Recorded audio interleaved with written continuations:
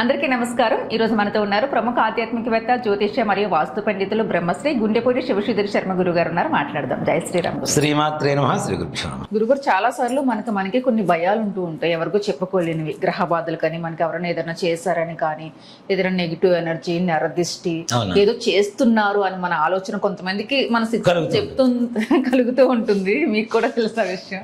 అలాంటప్పుడు మనం భయపడకుండా కాన్ఫిడెంట్ గా అలాంటి పరిస్థితిని ఎదుర్కోవాలంటే ఏం చేయాలి గురుగారు? నిజంగా నాన్న, చేస్తున్నారు అన్న భయం కంటే కూడా నిజాలు చాలా ఉంటాయి.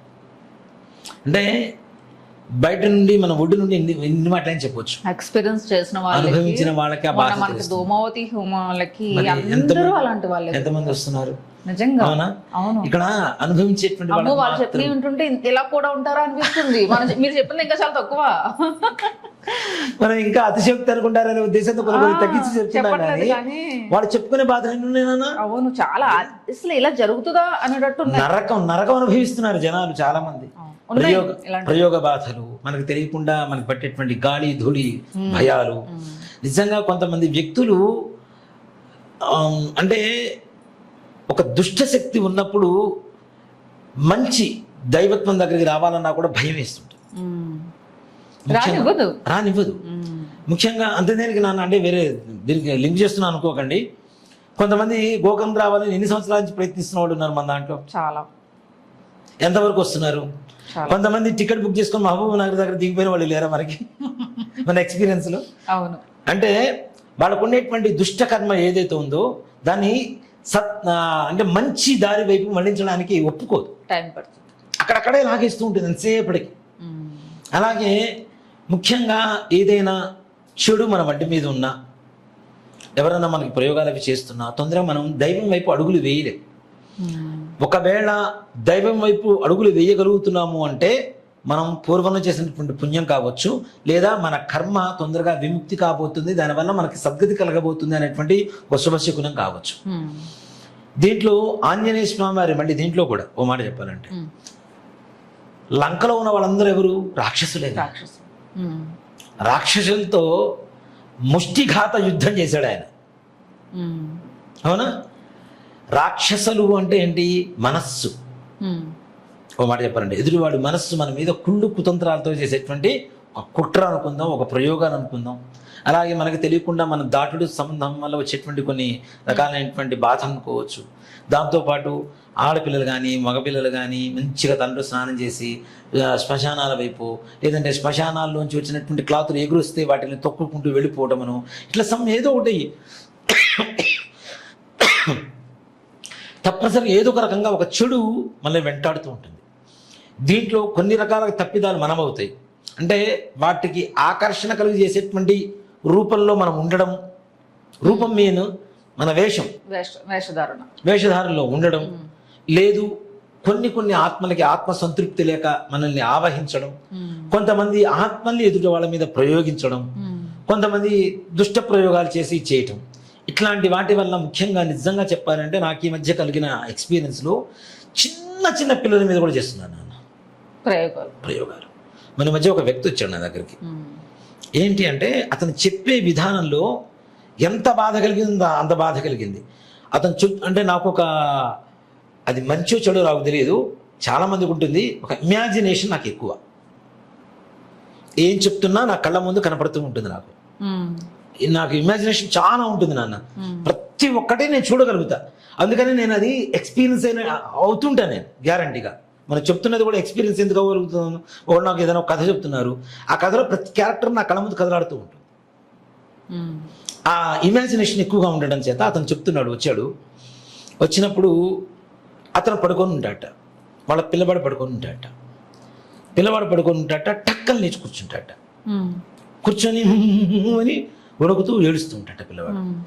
ఒకరోజు ఉన్నట్టుండి లేచాడు, తండ్రి కూడా లేచాట. కొడుకు వెళ్ళి నిజంగా అతను చెప్పిన పరిస్థితి కూడా ఎట్లా చెప్పాడంటే, కిటికీ దగ్గర అని చెప్పి కిటికీ దగ్గర చూపించాడు పిల్లవాడు. అక్కడి నుంచి ఒక షాడో టక్కనట్టు వెళ్ళిపోయింది ఏం చూస్తుండే కానీ. ఇది సీసీ కెమెరాలో బంధింపబడింది. ఆ వీడియో తీసుకొచ్చి నాకు చూపించాడు ఆయన. నిజంగా జరిగింది ఇది. ఆ సీసీ కెమెరా ఫుటేజ్ మొత్తం తీసుకొచ్చి నాకు చూపించాడు. అంత దేనికి నాన్న, బెంగళూరు నుంచి ఒకళ్ళు మనకు ఫోన్ చేశారు. ఫోన్ చేసి, స్వామి మా పరిస్థితి ఏం బాగాలేదు, అసలు ఎట్లా ఉందో మీరు చెప్పగలుగుతారంటే, మీ ఇంట్లో మట్టి పంపించడమ్మా, చూస్తాను చూసి చెప్తాను అన్న. అక్కడి నుంచి కొరియర్ చేశారు, చూశారు, ఇలా ఇలా ప్రయోగాలు జరుగుతున్నాయి, మీకు ఇలా ఇలా కనపడుతుంది అని అన్న. నెక్స్ట్ డే 3 days తర్వాత నాకు వీడియో ఫుటేజ్ పంపించారు, సీసీ కెమెరా ఫుటేజ్. మీరు చెప్పినవన్నీ ఇవేనండి, ఇవే కనపడుతున్నాయి మా కంటికి. అంటే ఎంత భయానకమైనటువంటి పరిస్థితులు. ఇదంతా చేసిన వాళ్ళేమండి, వేరే వాళ్ళు చేసిన వాళ్ళే ప్రయోగాలే. దాంతోపాటు ఒక ఆత్మ కూడా ఆ ఇంటి చుట్టూ తిరుగుతుంది. ఆ ఇంట్లోనే చనిపోయినటువంటి ఒక వ్యక్తి. ఇవన్నీ వద్దు నాన్న. ఓ మాట చెప్పండి, కృష్ణానగర్ ఆ లా కాలేజ్ ఏదో ఉంటుంది కదా అక్కడ మనకి లోపల, సంథింగ్ ఏదో లా కాలేజ్ ఉంది. ఆ లా కాలేజ్ దగ్గర ఇటీవల మనకు తెలిసినటువంటి ఒకళ్ళు కొత్తగా ఇంట్లోకి దిగారు. డిసెంబర్లో దిగారు. December 31st ఇల్లు షిఫ్ట్ అయ్యారు. January 1st నుంచి వాళ్ళ అమ్మాయికి జ్వరం తగ్గట్లా. అమ్మాయి నన్ను అన్నయ్య అన్నయ్య అని పిలుస్తుంటుంది. మొన్న ఫోన్ చేసి అన్నయ్య ఏడుస్తుంది, ఏమైంది నాన్న అన్న, ఇట్లా నీ మేనగోడలకి ఫుల్ ఫీవర్ అన్నయ్య, జనవరి నుంచి వస్తుందంటే, ఒకసారి రా నాన్న తీసుకుంటా, బట్టి తీసుకుంటా, పాపం కూడా తీసుకుంటా అంటే తీసుకొని వచ్చింది. తీసుకొని వస్తే, నాన్న ఇంట్లో ఎవరో సూసైడ్ చేసుకుని చనిపోయారు నాన్న, కనపడుతుంది నాన్న అంటే, ఎంఐ ఎంక్వైరీ చేస్తే అది నిజమని చెప్పారట. ఆ ఇంట్లో వద్దు నాన్న, ఏరియా ఆ ఇంట్లో ఉండొద్దు, ముందు ఫస్ట్ ఇల్లు ఖాళీ చేసి, అంతవరకు ఫస్ట్ హోమానికి రమ్మంటే, పాపం 11 రోజులు హోమానికి వచ్చింది అమ్మాయి మళ్ళా కొంచెం హెల్దీగా వెళ్ళింది. హోమాన్ని చెప్పంటే గోకర్ణం కూడా అమ్మాయిని ఏమీ తీసుకోకుండా నేనే తీసుకొచ్చి పూజ చేయించాను అమ్మాయికి. అన్నయ్య అన్నయ్య అని పిలుస్తుంది, బాధపడుతుంది, ఏం చేస్తాం, ఏదో మన వంతు సహాయం మనం ఏదైనా చేయాలి, రానా అని చెప్పి గోకర్ణం తీసుకొచ్చి పూజ కూడా చేయించాము. ఇటీవల కాలంలో ఇట్లా ఇల్లు మారిన తర్వాత ఇట్లా జరిగితే ఇల్లు మారిన నాన్న అంటే, అమ్మాయి ఈ 11 రోజులు హోమానికి వచ్చిన తర్వాత నిన్న ఫోన్ చేసి చెప్తున్నది ఏంటంటే, అన్నయ్య ఇంతకాలం ఏమున్నది మాకు అర్థం కాలేదు, ఇప్పుడు క్లియర్గా మాకు ఒక రూపాలు కనపడుతున్నాయి. అవి బాగుంటే ఎలాంటి బాధలు ఎందుకు వస్తాయి? అంతేగా. ఇప్పుడు నవగ్రహాల స్థితి ఎప్పుడైతే వీక్ అవుతుందో మనం వీక్ అవుతాం, ఇలాంటివి తొందరగా పట్టుకుంటాయి మనల్ని. వీక్ అయినప్పుడే అవి మనల్ని పట్టుకోగలవు. కరోనా ఎట్లాంటి వాళ్ళని పట్టుకుంది ఎక్కువగా, అతి ఎక్కువగా ఆల్రెడీ ఏదైనా డిసీజ్ ఉన్న వాళ్ళనే పట్టుకుంది. షుగరు, బీపీలు, హార్ట్ ప్రాబ్లం, బ్రెయిన్ ప్రాబ్లమ్స్, కిడ్నీలు, లివర్లు, బ్రీతింగ్ ప్రాబ్లమ్స్, శ్వాస సంబంధమైనటువంటి ప్రాబ్లమ్స్, వీళ్ళనే తొందరగా అటాక్ చేసింది. మరి ఏమీ లేని వాళ్ళని అటాక్ చేయలేకపోయిందిగా చాలా మందిని. జాగ్రత్త పడ్డాగానే, అవునా? మన జాగ్రత్తలో మనం ఉంటున్నా కూడా అది వచ్చి మనం కబలించి తీసుకుపోయింది కొంతమందిని, అంటే వీళ్ళు వీక్ అనే కదా. అలాగే మనం ఎప్పుడైతే గ్రహస్థితి వీక్ అవుతుందో ఇలాంటి దుష్ట గ్రహాలకి బలం పెరుగుతుంది, వాటి బాధ ఎక్కువగా మన ఒంటి మీద ఇంట్లో తప్పనిసరి కలుగుతుంది. కాబట్టి ఈ బాధలు పోవాలంటే సింపుల్గా ఆంజనేయ స్వామి శ్లోకం ఒక్కటే ఉంటుంది నాన్న. ఈ శ్లోకంలోనే మీకు అర్థమైపోతుంటుంది. మర్కటేశ మహోత్సాహో సర్వగ్రహ నివారణ అయిపోయింది కదా, దాంట్లో వచ్చేసిందిగా.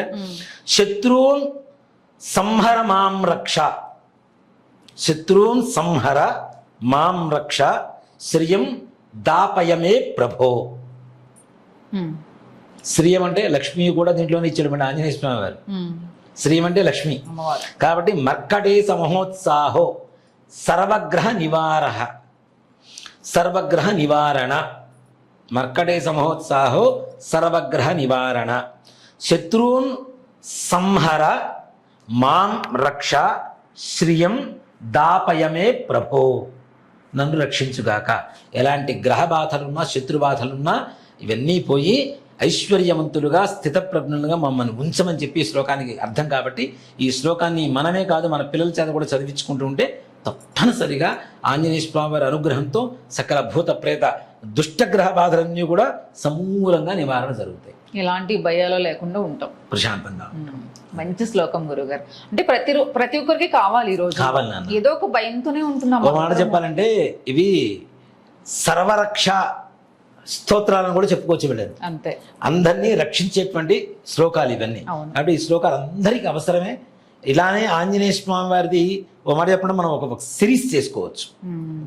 ఆంజనేయ స్వామి వారి శ్లోకాలతో మంత్రాలతోనే ఒక సిరీస్ చేసుకుంటూ వెళ్ళిపోవచ్చు. ఒక్కొక్క సమస్యకు ఒక్కొక్క రకమైనటువంటి శ్లోకంతో గోల్డ్ అని ఉన్నాయి ఆయనవి చేసుకుంటూ వెళ్ళిపోతే చాలా బాగుంటుంది. ఆయన తలుచుకుంటేనే మానసికంగా ధైర్యం వస్తుంది. శ్రీ ఆంజనేయం అని చెప్పి ఈ శ్లోకాలతోనే మన సిరీస్ ప్రారంభిద్దాం. తప్పనిసరిగా శ్లోకం మన సిరీస్ పేరు కూడా శ్రీ ఆంజనేయం పెట్టేసేద్దాం. దీంతోనే వెళ్ళిపోదాం తప్పనిసరిగా. ఈ శ్లోకాలతో మనం అనుకోకుండానే జయ శ్లోకంతోనే ప్రారంభించాం. అవును అవునా? అవును. కాబట్టి ఈ శ్రీ ఆంజనేయం సిరీస్ కూడా జయం కలుగాక. తప్పకుండా తదాస్తు. జై శ్రీరామ్. జయ శ్రీరామ్. శ్రీమాత్రే నమః. శ్రీ గురుభ్యో నమః.